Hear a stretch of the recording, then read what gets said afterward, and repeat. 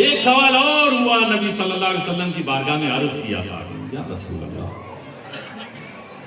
میں اپنا ٹائم کس کو زیادہ دوں؟ من حق الناس بحسن صحابتی، صحبت، میں اپنا وقت سب سے زیادہ حقدار کون ہے، کس کو سب سے زیادہ ٹائم دوں؟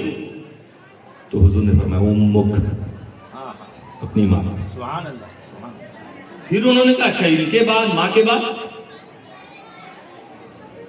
ہمارے محسن اعظم مشن کے پریزیڈنٹ جناب حاجی ابراہیم بھائی، ابھی ان کی والدہ کا وصال ہوا، میں نے خود مشاہدہ کس طرح انہوں نے آخری عمر میں اپنی ماں کی خدمت کی، درس کے سب کے لیے، خود بھی اب اس عمر میں ہے، خود ان کو اب ضرورت ہے خدمت کی۔ ابھی ایک ہفتہ پہلے ہی جب میں آیا ہوں اور مجھے ہی نماز جنازہ پڑھانے کا موقع بھی ملا، اور وہ بھی کمال کی عورت۔ اب سوچے ان کی والدہ ہے تو کیا عمر ہوگی ان کی، اور کیا حالت ہوگی، بیڈ پر تھی، اور ان کی اس حال میں بھی جب وہ محسوس ہوتا تھا کہ اب یہ سو گئی ہیں، تب حاجی صاحب اپنے کمرے میں جاتے تھے۔ جیسے ایک جوان بیٹا اپنے ماں باپ کی خدمت کرتا، ویسے انہوں نے آخری پل تک کیا، اور اس عمر میں بھی جب اٹھنا بیٹھنا نہ ہو سکے تو اس سے زیادہ تکلیف جو وہ محسوس کرتی تھی، اس سے زیادہ حاجی صاحب خود محسوس کرتے تھے۔ بارگاہ الہی میں دعا کرتے رہتے، اے رب میری ماں کے حق میں آسانیاں پیدا کرنا، اور وہ بھی ایسی ماں اتنی تکلیف کے باوجود۔ ایک بار میں گیا، اس لیے بھی بیان کر رہا ہوں کہ ہماری اور دوسری ماں بہنیں سنیں، اس تکلیف کی حالت میں نے سلام کیا، ایسا جواب دیا جیسے کوئی صحت مند عورت جواب دیتی۔ میں نے پوچھا کیا حال ہے، تو کہتی ہیں الحمدللہ۔ پوچھتی ہیں کون؟ انہوں نے بتایا ارے وہ جو غوث پاک جن کا تم ذکر کرتی ہو، انہی کا بیٹا آیا ہوا ہے۔ تو کہتی ہیں باپو دعا کرنا میرے لیے۔ میں خود حیران رہ گیا، میں تو سمجھا تھا کہ اس وقت ان کی آہ کی آواز سنوں گا، ان کی کراہنے کی آواز سنوں گا، درد بھری آوازیں سنوں گا، مگر ایسا بات کر رہی تھی جیسے انہیں کچھ ہوا ہی نہیں۔ اور کچھ ہی دن کے بعد وہ ہماری آخری ملاقات تھی، اس کے بعد ان کا وصال ہو گیا۔ تو میرے دوستو، آخری عمر تک انہوں نے ٹائم دیا اپنی ماں کو۔ رسول صلی اللہ علیہ وسلم سے صحابی نے پوچھا تھا سب سے زیادہ میں ٹائم کس کو دوں؟